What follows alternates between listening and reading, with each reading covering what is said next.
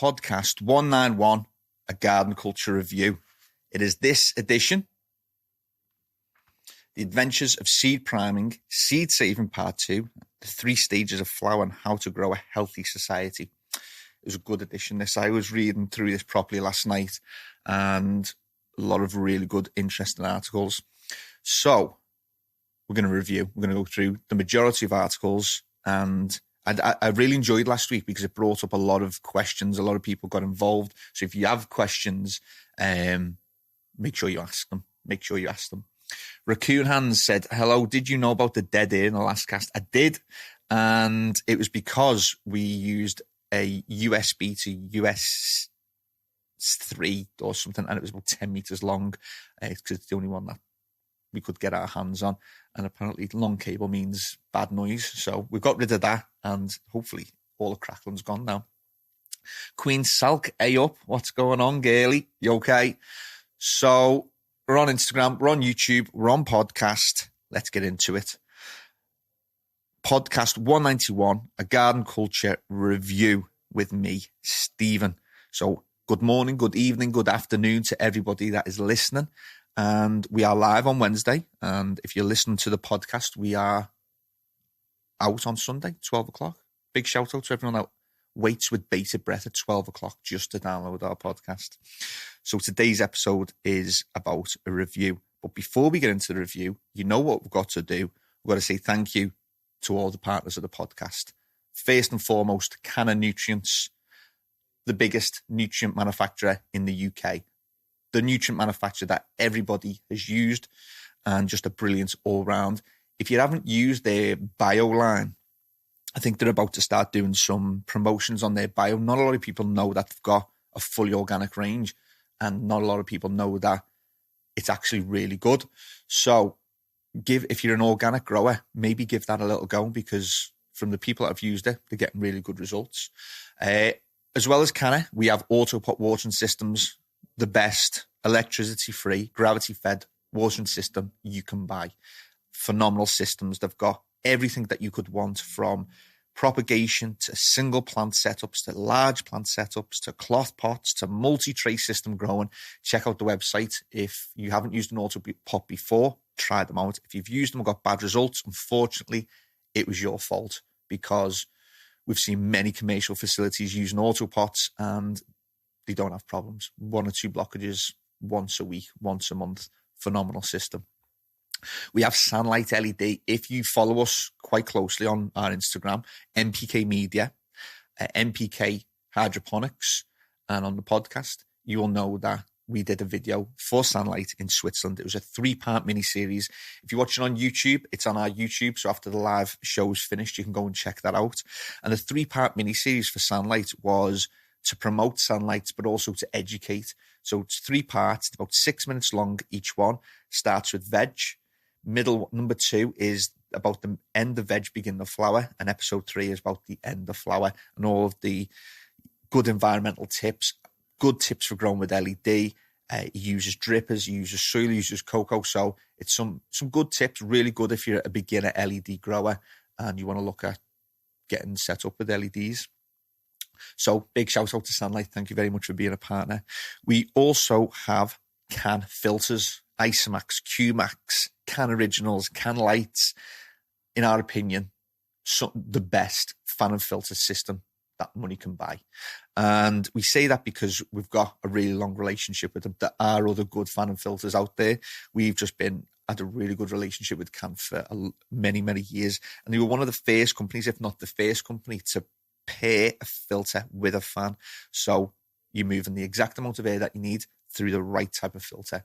And so we take our hat off to CAN filters. Go and give them a check if you haven't already.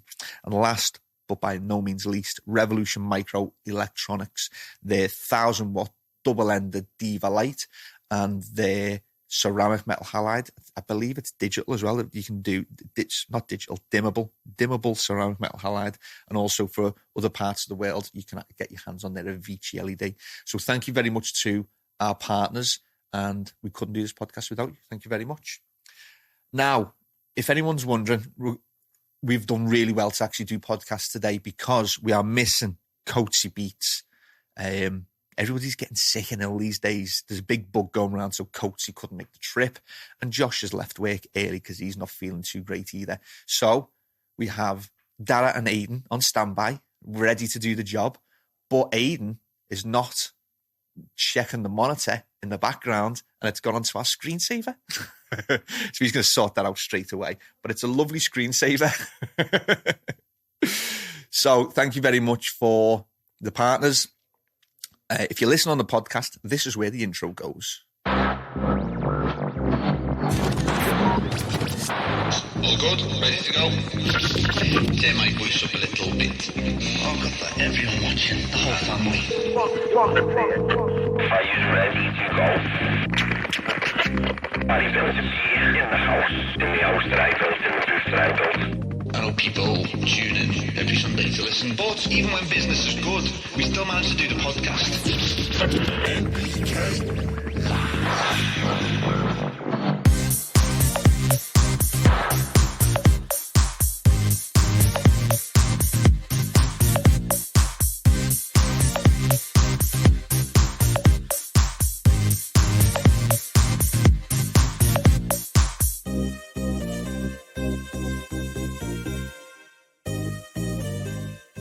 So straight into it. I say straight into it. I've been chatting shit for about 5-10 minutes now.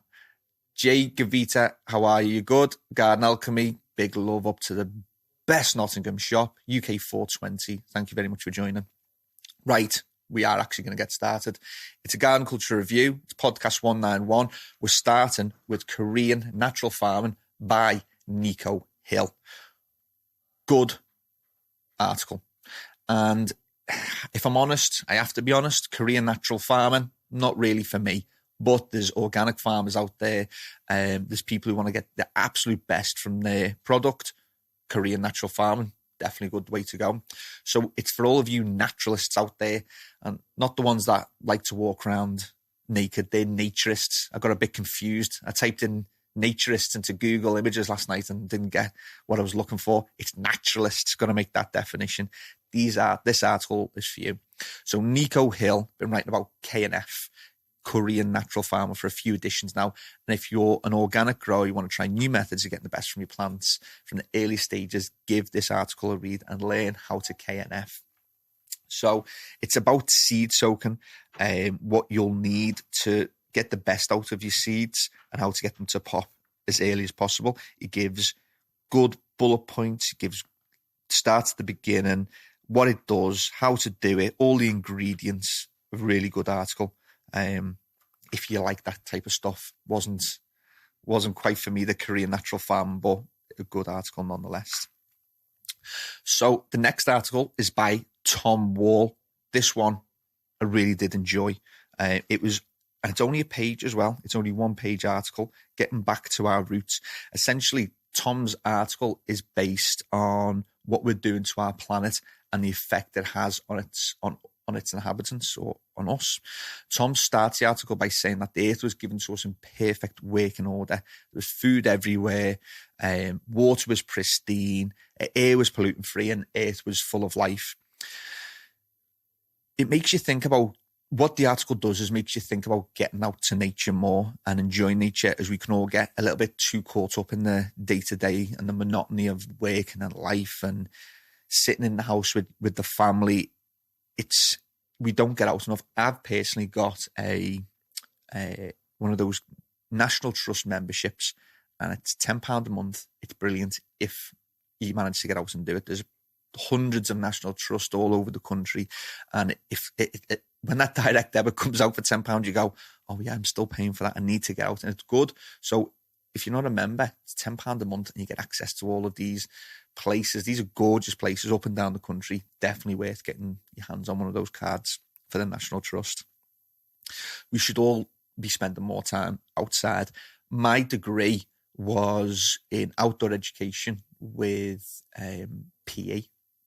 And what it taught me, or what I found out, is that so the outdoor education was all about the rock climbing, kayaking. I did it with Thomas, actually. That's how me and Thomas met. We met at university doing outdoor education. It was about rock climbing, kayaking, mountaineering, skiing. It was quite a good degree, to be honest with you. what I noticed at the end of like a long weekend when we'd be rock climbing or mountaineering, everybody would come back feeling phenomenal. Knackered, but absolutely phenomenal. And Tom's article is basically about how getting out in nature can make you feel. And this is like, it's not hippie. It's not, when I say hippie shit, I mean, it's not get out in nature and be one with nature. It's just go for a walk, get some fresh air, do some exercise, and you just wouldn't believe, when you think about how it makes you feel, you just wouldn't believe how good it makes you feel. Get out more often. But the crux of the article, and that's what I want to talk about, was potentially a little bit negative. And without wanting to detract from the message, there's always another story. So this is about nature, this article. And he says that the world was here in a good and natural state to enjoy, let life thrive. But certain things crop up. So he's talking about how we're destroying the planet, and we are. And there's things that we need to do. But it was slightly on the negative train of thought. And what I wanted to say before I get a phone call is that nature's not always joyful. It's not always loving. And if you live in parts of the world where typhoons are regular occurrences with the changing seasons, or earthquakes, genuine concern for your safety in your everyday life, monsoons have the potential to wipe out your house and home and villages, then nature's not always amazing. She's not always beautiful. She can absolutely destroy people's lives. Nature can be a bitch. And that doesn't mean that we should be destroying nature with our actions, but the world we live in today is brilliant. And I just wanted to put across a little bit of an alternative view to this article. So if you can take the news, I watch the news most mornings and it's quite negative. If you take the news though with a pinch of salt, and all the scaremongering that goes with it, take a hard look at the facts. And I've read a book recently that put things into perspective for me. And to bullet point those points in the book, we live in the best time that you could have ever lived in. So today, we live longer, healthier lives than ever before. The biggest proportion of the world has access to clean, safe drinking water, more than ever before. There are less infant deaths due to diseases than ever before. If we do have catastrophes, we have the technology to try and prevent deaths and to help repair communities. We can get aid shipped from different countries within 24 hours, emergency aid. We are living in the best world possible, and we're living in the best world that has ever been. But because of the constant negativity from the media, from the newspapers, from everybody, we can get a little bit, we can sometimes think that we live in a bit of a shit world. And I just want to say, we don't. We live in a brilliant world, and the human population is brilliant as a whole. And basically, I just wanted to get my opinions across after this article. Now, I don't want to detract from the article. I've just had a comment come up there saying, we as growers should cut down on plastics and chemicals. 100%. Think about the amount of plastics that we all use, whether it's systems, whether it's pots, whether it's the nutrients that we buy, the 5 litres, the 1 litres, the 10 litres. We go through a lot of plastic. So we especially should be thinking about how do we counteract that, and how can we improve, how do we recycle, definitely looking after our planet. But the article, I don't want to detract from the article because there are things going on, global warming, plastic in the seas, there's still children dying under the age of 1. There's still a lot of bad stuff going on, and we need to focus on what we find interesting, what we're passionate about, and get behind them, and maybe give a little bit to charity or go and do a little bit of work for them.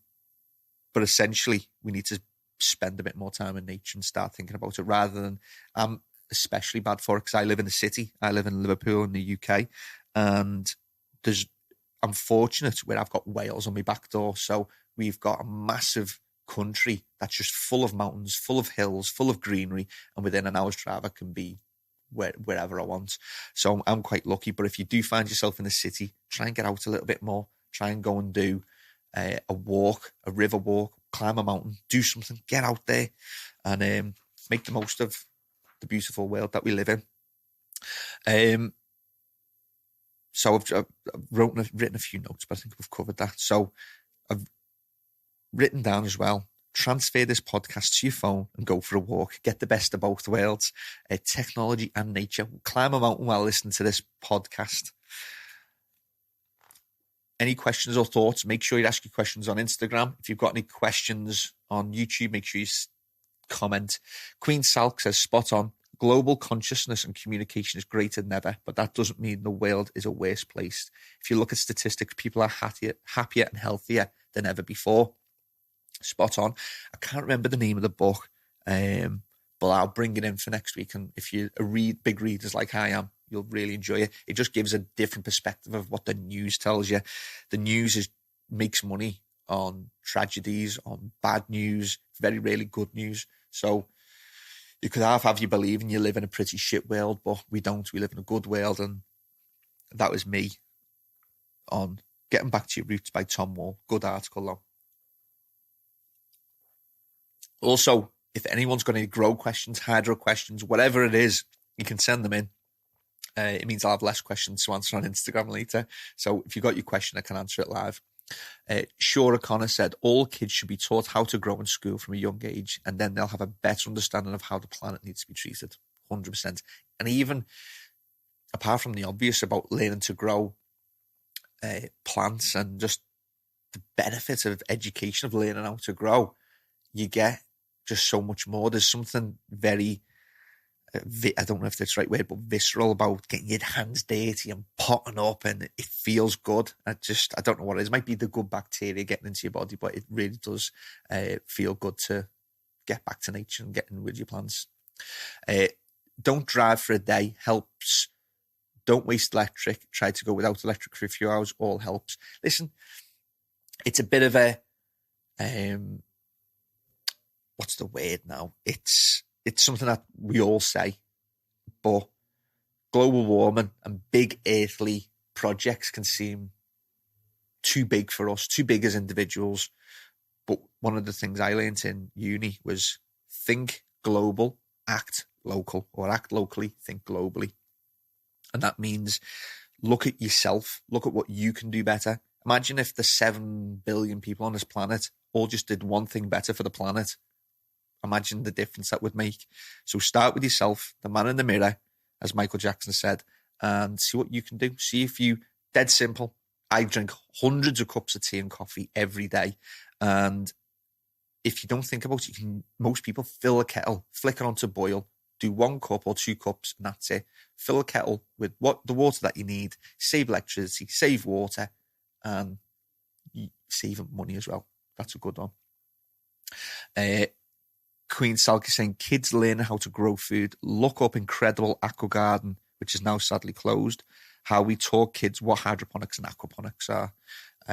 Brilliant. Look it up. That was Incredible Aqua Garden. And if anyone's got projects that they want to start or want to try and get set up, send them in. Let us shout about them. And if they're in your area, you can get to them. Reduce, reuse, recycle. That's another good one. Right, next article by Nico Hill again. He had 2 in here. Seed priming. So we're on to our growing now. The Adventures of Seed Priming. Nico wrote the KNF, the Korean Natural Farming article, and this is a really good article. It is 3-4 pages long, but I'm going to break it down for you. Basically, how to get the most from your seeds. Let's start with hydro priming. So there's some fancy words for how to get the most from your seeds. Hydro priming is essentially putting the seed into water for 24 hours. The seed soaks up as much water as it can and gets ready for germination. After 24 hours, take it out the water, put it into your jiffy or your rock wool or your coke or your soil, somewhere dark. Doesn't need light to seed. Doesn't need nutrition. It's got everything it needs. And put it somewhere with high humidity, 80-90%, nice warm temperatures, 22, 23 degrees, and it should pop for you within 10 days. If it hasn't popped within 10 days, it's probably a bit of a dud and better to go to get some new ones. Garden Alchemy, take it easy, have a good afternoon, and thank you for you keeping it real. Peace out. Next one on seed popping is called Halo Priming. A little bit more advanced, this one. So this is salt water for more control of water into the seeds. Now, salt water has to do with osmosis. Osmosis, movement of water from area of high concentration to an area of low concentration. What salt will do is allow you to put a little bit less water into the seed. So sometimes you can overdo it by putting your seeds into water for 24 hours. If you see the first crack in the seed and the top, I forget what the very first part is. I think it's the cotyledon or cotyledon. That'll pop the seed open. If that happens and it's still in water, take it out straight away, even if it's after 12 hours. Get it out, put it into your jiffy. You don't want them in water as it's popped, as it's cracking. Halo priming is adding a little bit of salt to the water, so less water gets into the seed. Not something I've tried before. Not something I'd personally want to recommend because I've never done it. And in this article is the first time I'd heard about it. He doesn't say how much salt to add. So if you want to try it, do some Googling, do some research. Nutrient priming is the next one he talks about, which is adding nutrient salts like zinc and magnesium to increase water content and get some trace micronutrients into the seeds as fast as possible. Then he talks about matrix priming, essentially finding the right media for your seed and putting it into that. So some people find that put them into rock walls, they hold quite a bit of water. Not great, because if you've got too much water, then the roots fail to search for water, and the seed will pop, but can take a bit of time for the roots to actually break out and be ready for transplanting. So matrix priming is just finding the right media for your seed, right water content, right temperature, and getting it popping. Next one was biopriming, inoculating the seed with beneficial bacteria or fungal life form to begin a symbiotic relationship with the plant as soon as possible. This type of thing can help prevent stem rot. Stem rot's a type of bacteria or fungus, that will basically eat into the stem and cause it to fall over. If you've got beneficial bacteria, beneficial fungus, then they will outcompete the bad microbes and you don't tend to get stem rot. So that is a really good way of doing it. Biopriming, I don't think I've ever tried it, but I use products like Mammoth P, Azos, Mycos, EcoThrive's Charge, Great White. Any of them, if you rub the seed or put a little bit into the water, or put a little bit into, if you're potting up into soil, a tiny little amount into the soil or media, and then that will coat the seed. And as soon as the roots come out, they're being coated with bacteria. I really need to learn how to turn this phone off. There we go. So that was biopriming. The next one was laser priming. Sounds a bit mad scientific, but it's been tested using different types of wavelengths to help increase germination rates. Never heard of it, never seen it. I don't have a laser primer to prime my seeds, but if you do, let me know. I'm looking for some videos to see. Now, what should you do? This is the big question. It comes down to this. Good seeds in the right media with the right environment will pop within 10 days. Now, what you've got to do or consider is biopriming is probably the best in my opinion, because it's going to eliminate stem rot, or it's going to really help reduce things like stem rot. Putting them into water for 24 hours, I've done that many times, really helps. What you've got to figure out is this seed priming technique, the amount of energy, effort, money that you spend to do this, if you're only saving 2 days on your seed popping, is it really worth it?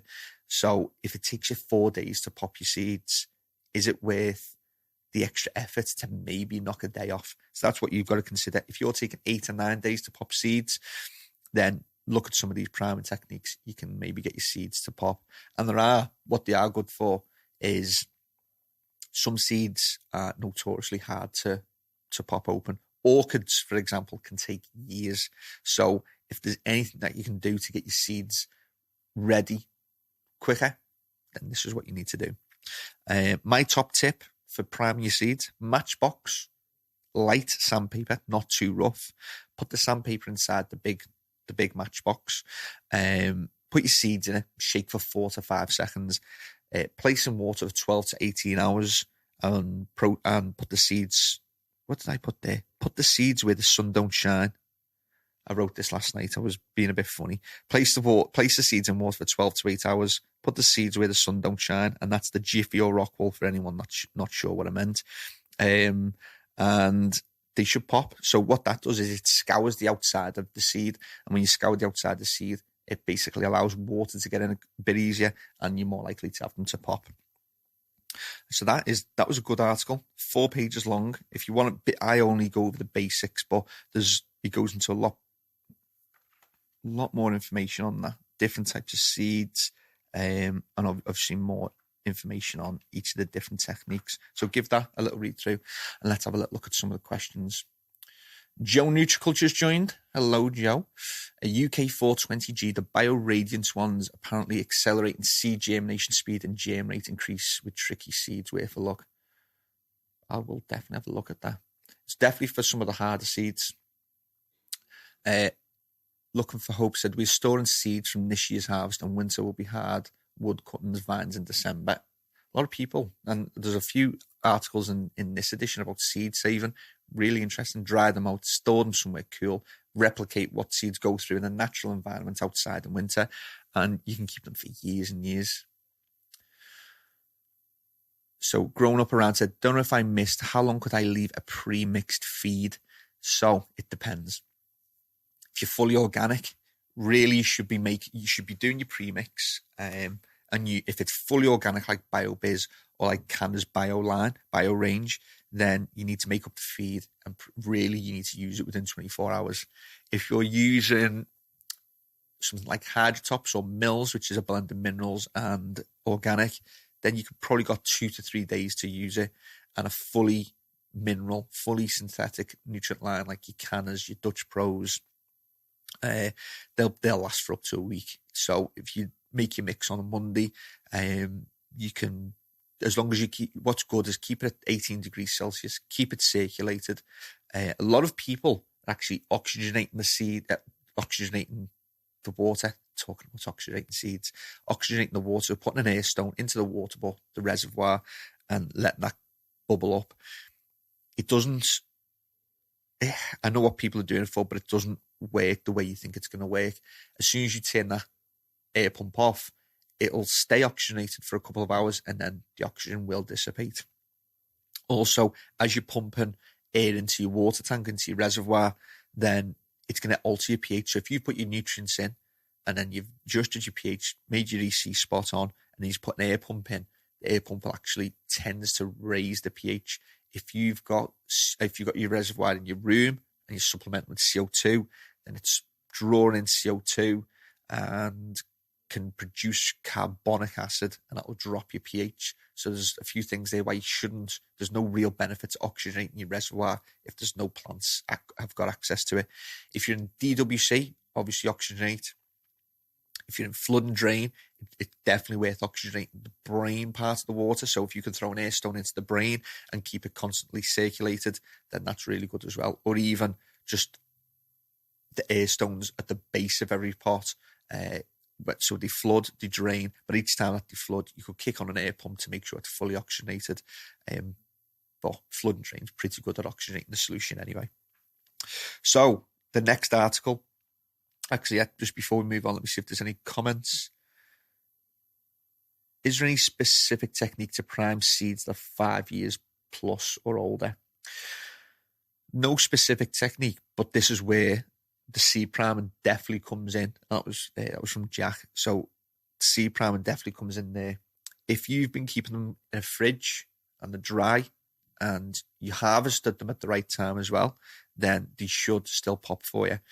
You want to get them, you want to probably do the matchbox trick to abrade, scour the outside of the seed. That'll allow water to get in easier. Put them in water for 24 hours to get as much moisture in there as possible. When a seed gets moisture, it's basically a chemical switch to tell that seed to pop straight away, or very soon, to start building up its activity to pop straight away. Then you could probably do with adding some beneficial bacteria, which is biopriming. And then other than that, it's luck really. If you've harvested, if you've dried them properly, stored them correctly, and you've done the seed priming, I don't see why you should have any problems with popping seeds that are 5 years old. For anyone wondering why I suddenly go quiet, you can all see your mouth goes really dry when you're talking for ages, so a little bit of a drink. Next article, Create Your Own Urban Orchard, and that was by Albert Mondor. Definitely worth a read if you're interested in creating an apple orchard in your garden, but not so interesting to talk about on a podcast. If you're into apples and you're into orchards, give that article a read. Albert is horticulturalist. He's based. He actually got He's got a profile in here. He writes some really good articles. And I don't want to just skip over his article, but he is lighting specialist, biologist, and horticulturalist. He does some really good articles, but our listeners don't tend to. I don't think you do build apple orchards, so I don't want to spend too much time on that article. But if you are, give it a read. Very interesting. Next, yarrow, garden weed to medicinal plant, by Caroline Rivard or Rivard. I hope I've said that correctly. Now, yarrow, if you're watching live, that's yarrow. That's the yarrow plant. If you're listening on podcast, Google images, it's great. Type in yarrow, you'll be able to see it. So she talks about, in this article, is about what yarrow is and how people use it. So she's written that some people believe that the world has given us everything we need to live, survive, and thrive. It's just up to us to find out what they are and how best to use them. For example, and this is me, we have our natural endogenous cannabinoid system, which can be enhanced and stimulated naturally by the cannabis plant and others like it.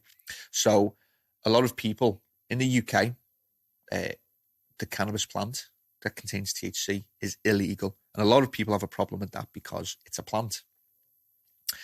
We're starting to see a bit of movement with the cannabis plant in terms of CBD. CBD for medicine, for medicinal purposes, is now legal, even though it's just as hard to get your hands on it. And there's a lot of other plants as well as the cannabis plant that have similar effects. We have adapted to them. We have used them, and they are things like the poppy plant, morphine, and other things. Ephedra sinica, which is in Sudafed. It's a natural plant, and it's been extracted and used by pharmaceutical companies to create Sudafed. Willow bark for aspirin. Aspirin comes from willow bark, the salicylic acid. Penicillin comes from penicillium mold. A lot more that you could really get into if you've got the time to dig into it. Nature provides a lot. So I believe that for every disease, every infection, everything that can go wrong, I believe that there's a natural remedy for it. I don't think we've found it all. I think when I say natural remedy, I'm also, as you all know, I'm a scientist at heart. So we couldn't just go round for a headache, start taking penicillium mold and it'd get rid of it. We couldn't start going scraping willow bark and it'd get rid of aspirin, even though that's what they used to chew willow bark. The ephedra sinica, which is used in Sudafed, it's a decongestant. Pharmaceuticals, they've got the bad side, 100%, but they also have a good side. They take these natural products, they stabilize them, they give them out in forms that we've got are readily accessible, and we get through a lot of shit with them. There's a discussion to be had on cannabis, because when you extract one part, so penicillium mold, they've extracted one part of it, penicillin, and that's used to get rid of penicillin. It's actually an antibiotic, isn't it? So it gets rid of bacteria. Willow bark, aspirin, gets rid of headaches. They're extracting single compounds, or I believe they're extracting single compounds. And when you do that, you get a very straightforward result. With the cannabis plant, we're still learning about it. It has over 100, I think it's 116 cannabinoids. We know a lot about THC. We know a lot about CBD. We know a lot about some of the other coming to the forefront now, molecule compounds of the cannabis plant. But you all know, if you're interested in this around the world, that it's called they work synergistically. When they work together, it's when you get the best effect. When you isolate one and use it, it has a very different effect compared to when you use everything together. So that's what we've got to think about. What Yarrow does, this is the point of the article. Read the instructions in the magazine. If you're interested in what plants can do and what they can offer, definitely worth a read.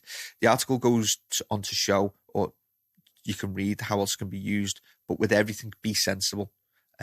Seek advice from a trained medical professional before trying any Yarrow sprays. So what she says is, she actually tells us how to make it. I'll go through it really quickly. Fill a glass jar with wilted plant material, including the flowers and leaves. Cover the material entirely with vodka. Try and not drink the vodka. Tighten the cap, label the jar, place it in somewhere dark for 4 to 6 weeks. Shake the jar from time to time to help with the extraction process. And after the steeping period, which is the vodka or the alcohol extracting everything from the plant, strain, discard the plant material, pour the tincture into a label glass bottle with a dropper or spray nozzle. And if you spray that on open wounds or cuts, it's antibacterial. Apparently, it prevents you from bleeding as well. But as I'm saying this on the podcast, read the article, go and consult a trained medical professional. It can look a lot, Yarrow can look a lot like poison hemlock, which, as the name suggests, is very deadly if you consume it. So make sure you know exactly what you're picking and when and where you're picking it from. Be very careful, because as with all plants in nature, there is some that are really good for you and there's some that will kill you. So be very careful. Before I move on to the next article, let's have a little look at some of the comments. Everyone that's just joined, big love to you all. How are we all? So I've been told that today they asked Boris for medicinal cannabis to be free on the NHS. That would be amazing. I don't think it's going to happen because there's too much money for pharma to make off weaponizing cannabis and cannabinoids. I don't think that'll happen, but it's lovely. I love the fact that they're talking about it. Wake and bake daily. I'm a cancer survivor and cannot get CBD, but they will give morphine, no problem. It's ridiculous. I'm with you on that one, bro. The big pharma companies won't allow it until they own the rights. We should be allowed to medicate and grow our own medication. We are patients, not criminals. Free the herb. And if you have THC oil, it's good for a lot of problems. Definitely. If you're in a country where it is medicinally and recreationally legal, I want to talk to you, actually. I want to talk to the people in America, in Canada, around the world. If your state is recreationally and medicinally legal, I want to talk to you. We will, over the next few weeks, be doing live phone-ins. So that is our announcement for today. For today's podcast, we will be putting up a phone number from within a 2 or 3 weeks' time. And as well as asking the questions on YouTube and on Instagram, you can actually phone in and have a conversation with us. You will be screened by our producers, so no silliness. But for the serious people, you'll be able to get involved, ask your questions, and actually get onto the podcast. We really want to promote this is the People's Podcast, and we want to get you as many people on it as possible.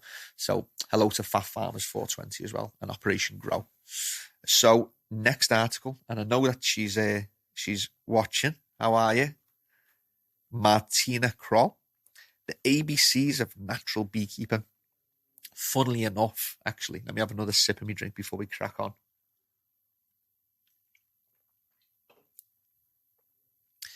Funnily enough, somebody came into our shop today and they said that they're setting up a bee hive on top of, I think they live in a flat, setting up some hives on the top of the flat.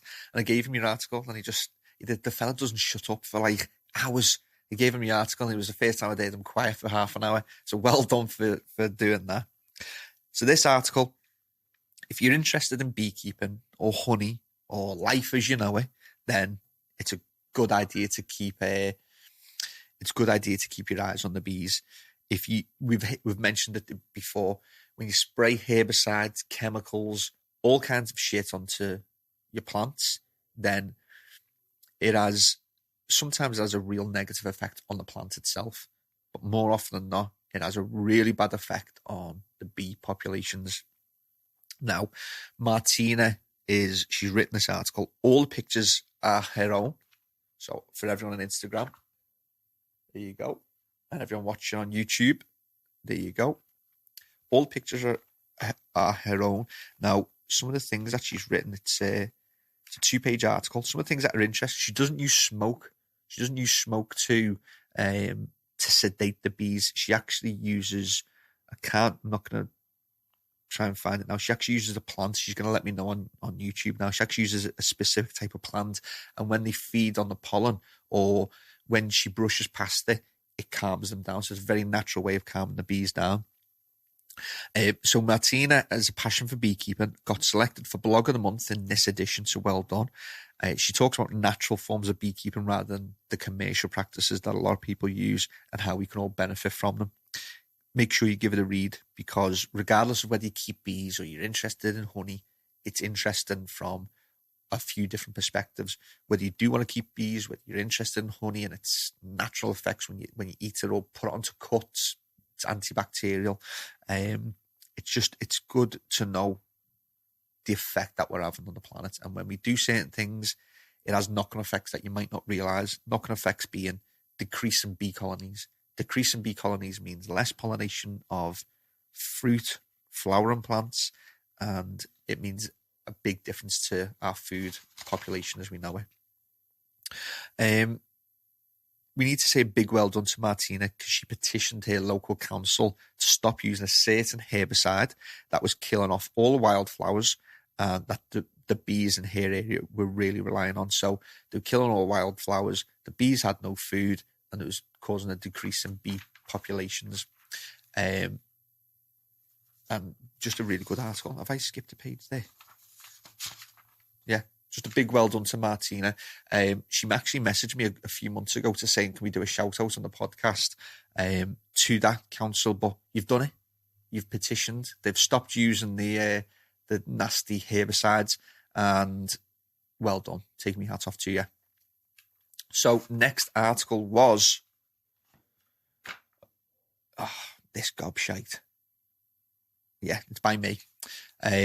It was called FAQ at the Grow Shop by myself. Essentially, it's an article on how to figure out whether you're in a good grow shop or a shop that just sees you as money in the till.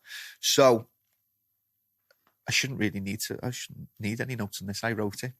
Basically, it was an article, and we started off with, why is my plant yellowing? Probably the most commonly asked question in all the grow shops around the UK and around the world. And the answer that you get from your grow shop will tell you whether you're in a good grow shop or a bad grow shop. So here you go. If you walk into the shop and you say, why is my plant yellowing? And the first thing that the person behind the counter says, oh, it's probably because of a lack of nitrogen. They go to the cabinet, they go to their stock, they they grab a bottle of nitrogen, and they give that to you, say £20 or £30, use it for 3 weeks and crack on. Then, my opinion, you're in a shop that's just after your money, and they just see you as money in the till. You shop regardless of what question you ask them. Regardless, they should be asking you questions back. So the first question is, we're using this as an example. Why are my plants yellowing? So the first question that I ask is, well, where is the yellowing? Is it at the top of the plant or is it at the bottom of the plant? Because if it's at the top of the plant, the newest growth, then that's more than likely an iron deficiency. Iron is not mobile, so once it's placed itself within the plant, it cannot then move due to a deficiency. And that's why the newest growth gets iron deficiencies, and that can look yellowing.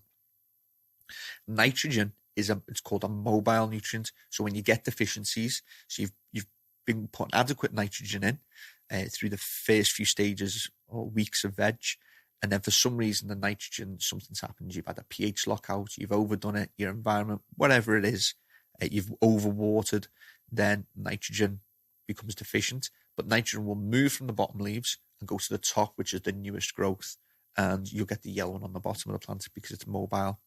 So there's, just very briefly, there's instantly two different things that we need to be looking at.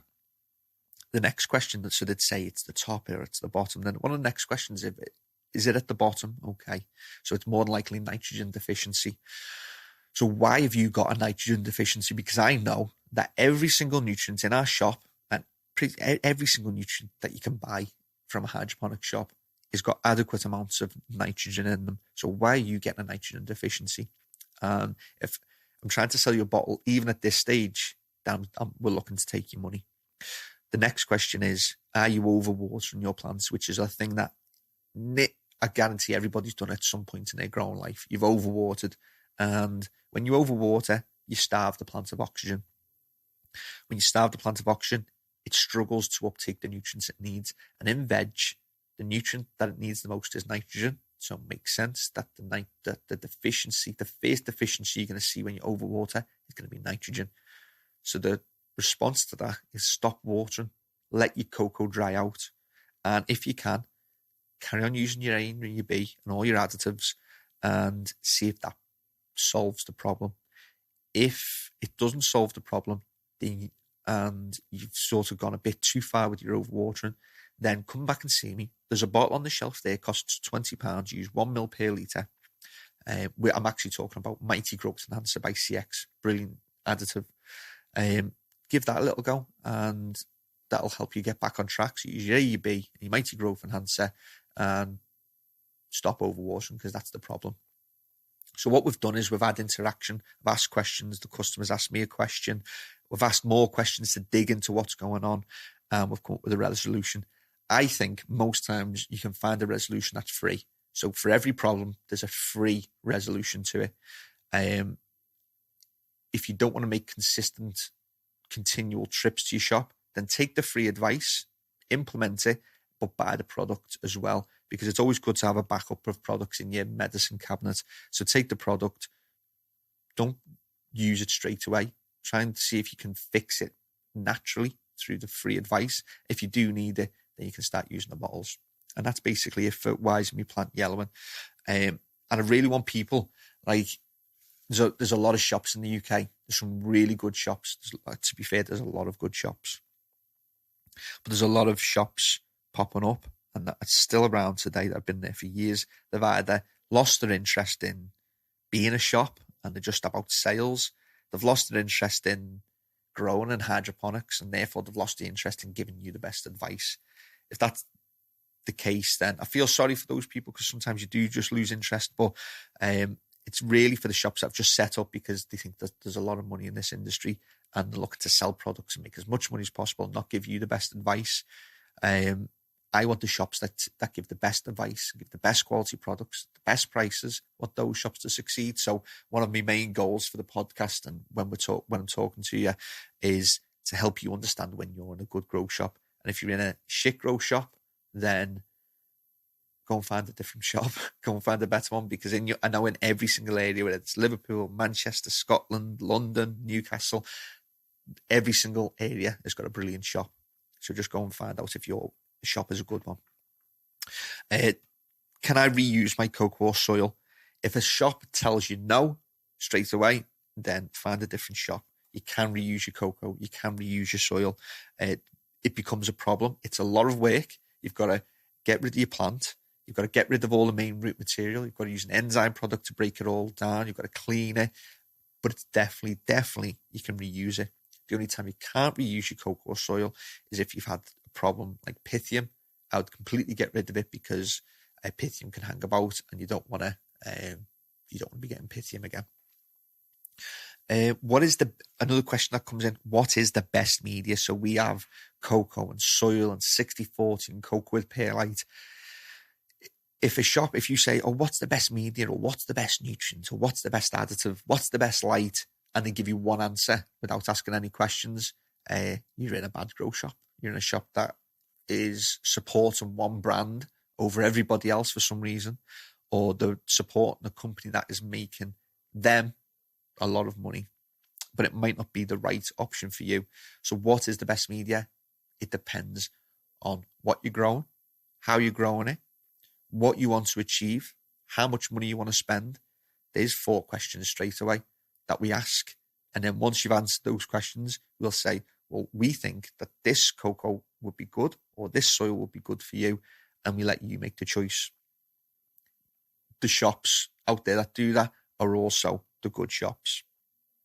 One of the last questions I asked is, why is my plant, and I put in brackets, insert plant symptom here, and how do I resolve this? Now, before recommending a solution to any problem, the grow shop needs to spend 5 or 10 minutes asking you some questions. The shop should be making sure there's no underlying issues with the plant. And the vast majority, I'd say 80+% of problems come from environment. The other 20% could be grower related. It's hardly, if ever, related to bad nutrition or bad nutrients. Make sure your shop is asking you questions, digging into why you've got a problem, and giving you the best advice possible. I bullet pointed some of the main reasons why you can have problems, but get the magazine and read it, because I have just glanced over that pretty quick. In the middle, I haven't written anything down for this, but it was Garden Culture's summer vacation. Eric and Celia and their kids, they toured the UK. They went down south. They came to AutoPot. They came to the Hydro Expo Product Earth, and they basically give pictures and write up exactly what they did and where they went. And really good to see what they get up to. Lovely having them in the country. Got to spend a day and an evening with them. So thank you very much for spending some of your summer with me. Evening BudBox, how are we? I'd start with what was the last pH. So Growing Around said, start with what was the last pH. It is one of the main questions you ask. What is the pH? If it's not in the right zone, then you're going to get lockouts. Your plant's not going to be able to uptake the nutrients that it needs. And it can definitely be an issue.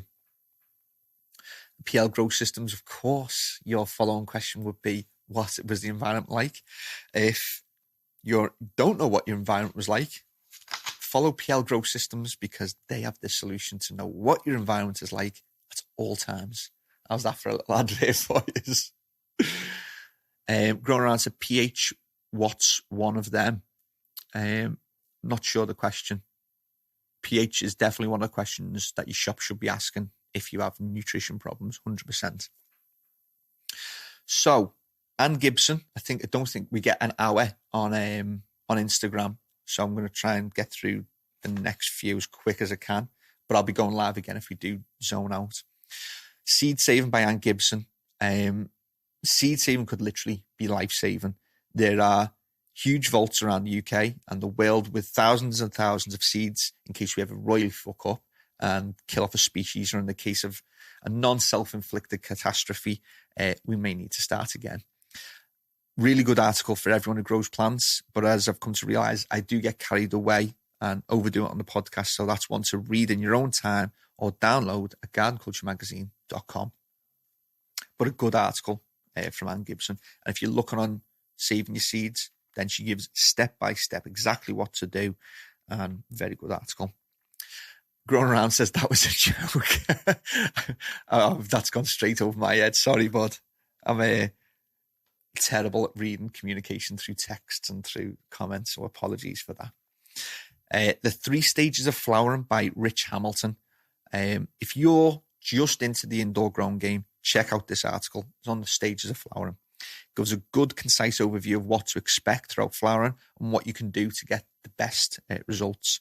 The only thing we would add is that Rich has said when you add PK, he mentions the PK ratio of 13-14, which is very familiar because CANNA's PK is called PK 13-14, but there are other ratios out there such as 9-18, which are also very effective. And I think Bloombastic has a 20-21 PK ratio. As always, find the one that's right for you and go with that one. But the most well-known PK is 13-14. But it's a really good article. It's for beginners. It's for the people who haven't been doing indoor growing for a while. It gives you a good overview of what goes on throughout flowering. And also, if you just want to recap and go over the flowering stages, really good article. Next up, this is a really good section. I'm really happy that Garden Culture have been doing this. It's called Ask a PhD, and they've been asking Dr. Colin Bell, who came up with Mammoth P. The Mammoth P is the phosphorus solubilizing bacteria, and you can get other products in the US. They have a product that basically gets rid of pests, but we can't license it for the UK, so we haven't got it in the UK yet. But other listeners in the US, make sure you go and check out Mammoth P's other products. Or Mammoth P is a product. Make sure you go and check out Mammoth Microbes, other products, I should say. So, using beneficial bacteria in soils or growing media. Basically, in a nutshell, you have to be careful. If your media dries up, so using beneficial bacteria in soil is all day long, because soil has good retention of water, a good pH buffering, and it gives microbes a really good environment to live and thrive in.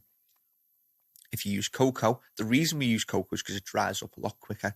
It means that we're less likely to overwater.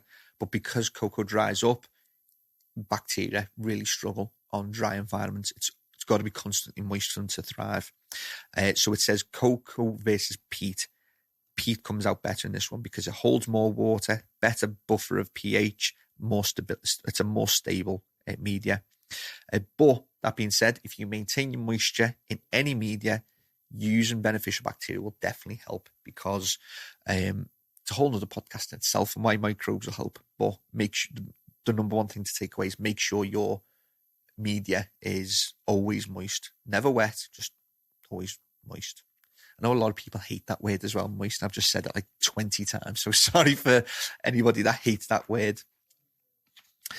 I've just missed a whole article. It was written by Everest Fernandez. It's called Born to Work, Modern Slavery and the Illusion of Consent. The reason I haven't, I'm not going to go into the article is because you have to read it. I'm not going to do it the injustice of summarizing it, but I'll tell you roughly what it's about. It's about money, and it's about the economic situation we find ourselves in at this moment in time. This was originally 3 or 4 years ago. This was published in the Garden Culture, and they've re-released it because it's still applicable today, maybe even more so today. And that's it. I'm not going to go into it anymore. It's a fantastic article by Everest Fernandez, and it definitely helped me understand our financial system in today's environment. Eric's just popped up and said it was 6 years ago, and the fact that it's still applicable today is phenomenal. Really well written. Gave me a real insight into money and the paper that we all pass around for purchasing products that actually has no monetary value at all since 1971. So a £10 note or a $10 bill, they used to be equivalent. You could cash them in for gold. So you could always rely on that piece of paper will be worth its weight in gold. But now, since 1971, that's been stopped. And it opened my eyes definitely onto our economic situation and the tightrope that we're all walking in with our finances. So definitely, please, if you've got to download it because you can't get to shop, download it from gardenculturemagazine.com and give it a go. Dr. Callie Seaman. Are all mineral salts created equal? So I've said, read from the first few paragraphs to give a summary. So this is a phenomenal article. I'm actually going to, for me personally, I'm going to give this Everest's article on money is probably article of the years because it's just so applicable, even all these years later. But Callie's written this article, and for me, you know I love my science. This is the article of the edition, in my opinion. So it's fertilizer salts, it's mineral salts, it's everything that you buy in your A and your B and your PKs. So pure mineral salts do not contain organic matter. These include calcium nitrate, potassium phosphate, which is called MPK, monopotassium phosphate. It's the mono is M, PK is potassium phosphate. Potassium nitrate, magnesium sulfate, and all the microelements like zinc, copper, iron, manganese, all supplied in the sulfate form. And she goes on to talk about the science of it, how some of these mineral salts are chelated using EDTA, EDDHA, DTPA, and the solubility of everything. So good intro with the science, but easy to understand as well. And she goes on to talk about fertilizer grades and what we're using in hydroponics. I will be back on Instagram because you've got 2 seconds remaining. Everyone watching on YouTube, you're flying. What have we got? 6 people on at the moment because we never end on YouTube. Now that we've got the Mevo fixed. Let's go live again. Right, we're back live for another hour. No. Right, what I want to summarize this article. The different grades of mineral salts that you can buy in your hydroponics. So the first one is fertilizer grade, one of the lowest grades used in the agriculture sector and applied to fields in huge quantities. It's got a low level of refinement, focusing mainly on removing heavy metals. Split into 2, we have agriculture grade and horticulture grade. Agriculture being the larger particles, horticulture being smaller particles, but they also contain their microelements like zinc, copper, and iron. Not really used in hydroponics. It's used for big grade horticulture, big ag. Next up, bit more refinery. These mineral salts are 80 to 99% pure. It's called technical grade. It's great. This is used for technical applications where higher quality chemicals improve performance. And in the hydro world, this is the grade that most people use. So it's technical grade, 80 to 99% pure. I'm just saying bye-bye to one of the lads leaving. For anyone that's wondering what I'm doing, just raising my arm up in the air. Next one is lab grade. Used for schools, universities, and labs. These minerals are 90 to 99% pure. More expensive than lab grade. Obviously, more expensive than technical grade, but they're unlikely to be used in hydro fertilizers because they are so expensive. Then we have analytical grade. These are the top 99.9999999% pure minerals used for analysis of elements. The costs of this grade are astronomical. Never ever used in hydro fertilizers. It's just used for, like they say, for labs. And then we have pharmaceutical grade, the interesting one. Because a lot of companies, I think Eric, correct me if I'm wrong, wrote an article on the fallacy of pharmaceutical grade nutrients. So this grade, it's a true grade. It means it's fit for human consumption. It's got to be a minimum of 90% pure, produced in sanitary conditions, and microbial content must fall below a set level. So basically, to get a pharmaceutical grade nutrient will be really expensive and, to be honest, without real benefit for hydroponic fertilizers. Eric's just said, I did not.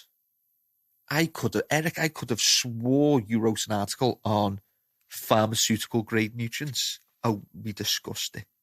I could have swore I actually read that article. I'm imagining articles and not writing them, isn't that right? So we need to write that article. Actually, it's something that Callie's brought up, and we definitely need to delve into further. I'll be writing that for next edition if you let me.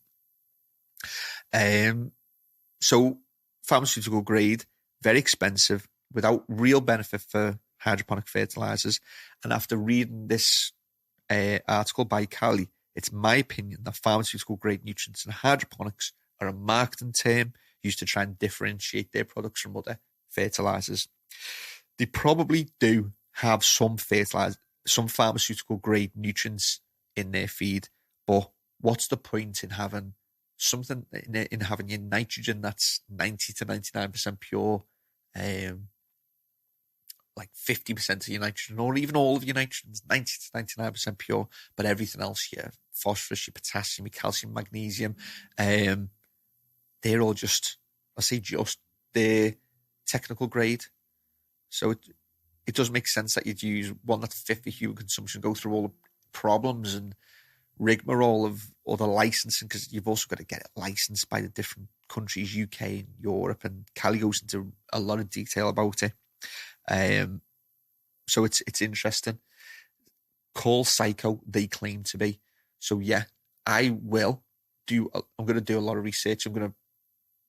Eric might give me a thumbs up if I can write this for the next edition of Garden Culture. But pharmaceutical grade nutrients, what it means, what they have to go through. I'm going to expand on what Callie's written brilliantly in this one. And maybe we can get Psycho on the podcast or on a phone call and we can go through it with them. They can explain what they do and why they call themselves pharmaceutical grade. Brilliant article by Callie. I think that was the last article. I went to a lot of detail on. And Eric said if Callie edits it, that's fine by me. I'm more than happy to have my work scrutinised by doctors. Right, the last three articles, one called Policy Influences by Jessica Steinberg, Responsibilities from Recycled Conversations, Reducing the Unspoken Tension. The legal cannabis market is the ultimate example of nature turning into culture. Really good article. What she talks about is another podcast in itself.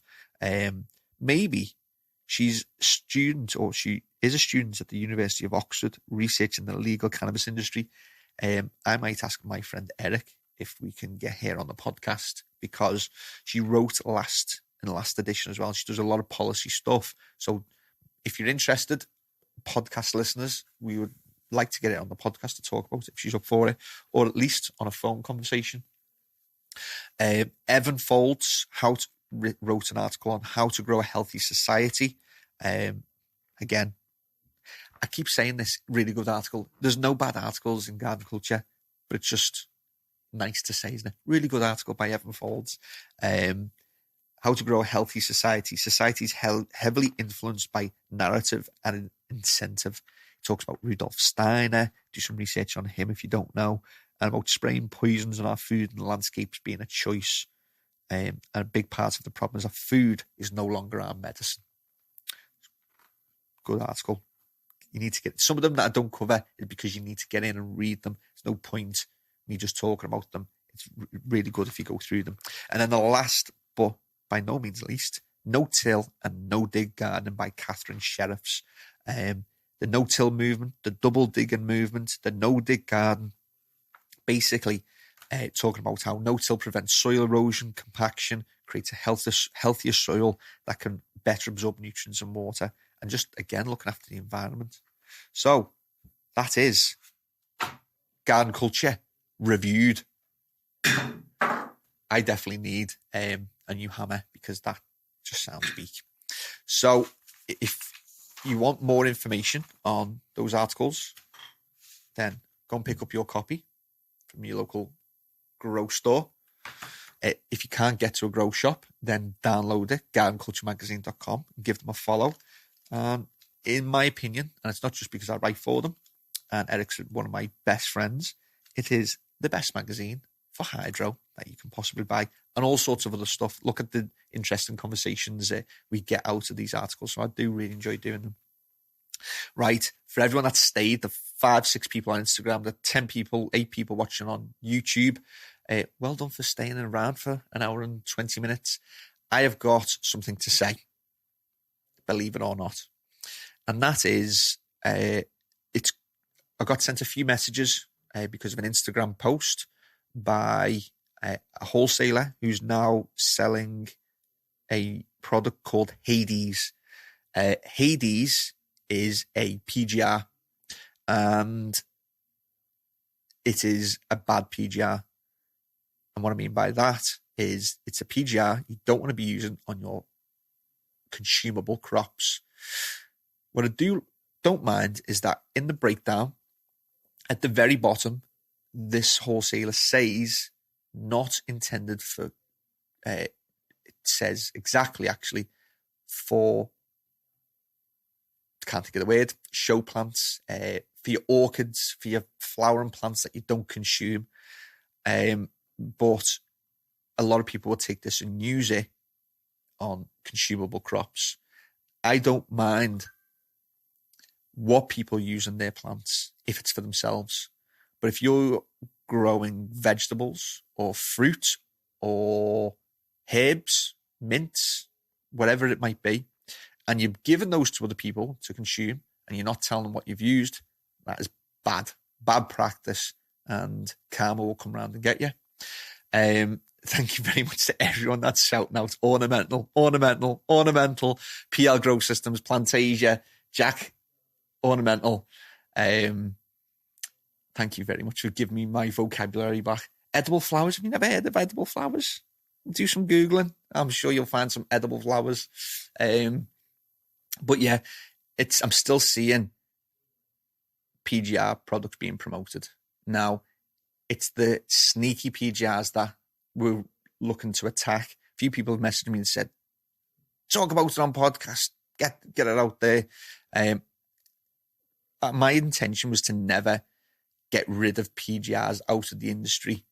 My intention, because I don't think I ever will, my intention was to make everybody aware which products contain PGRs and which products were clean, so that people that really want to clean nutrients knew which they were and how to get access to them. So Hades is a bad PGR if you want to grow plants to consume that are not going to destroy yourself. Do not use Hades. And if anybody's got a problem, then you can contact me. I'm at the shop every day. And on Instagram, you can contact me anytime. With regards to PGR testing, I am about to test the second batch of nutrients. It's slowed down a little bit with the donations because I have been shouting about it, but it's administratively, it's a lot of work. So that's why I'm just taking my time with it. I'm about to do the second batch. We will release the results. It'll probably be just before Christmas, before we get them tested and get all the analysis back. But once that second phase is done, I will do one more batch of testing. And if you're not included in that testing, and you don't put yourself forward, or even contact me and just say, listen, reason X, Y, Z, I can't do it. Whatever it is, give me a reason. Just get in contact with us, because if you're not involved in the third bit of testing, which will be January 2020, we are going to continue to test your products, but we will not be promoting you. So if nutrient X is free of PGRs and we find out in March next year, I will not be promoting you. I'll say, well done, you're not PGR free, but we're not promoting you because you didn't do it yourselves. It's been on the grower, it's been on the wholesalers, it's been on yourselves, people that have been donating to the page to get you tested. And if you don't get tested and you've got PGRs in you, oh my word, that's all I'm going to say. So thank you very much for listening. Everyone that joins us every week, it means a lot. Thank you for all the questions, the comments. It makes it really easy to do these podcasts live. And what else I forgot to say? YouTube at 6:00, I'll be releasing, on Instagram, I'll be releasing the third part of the SANlight mini-series. And Aiden's having a little bit of a mess with the iPad and just gone mental on YouTube. I like that. Bit of post-production. Right. Thank you very much for joining. I love you all. Everyone that's listening on the podcast, I love you all too. And we'll be back next week, podcast 192. And then the week after that, I've got a special guest. You'll see in 2 weeks' time. It's going to be a good one. See you Plantasia shop. See you everyone else. Take it easy. Aiden, cut the switch. We need to go home. See you all later. Bye-bye.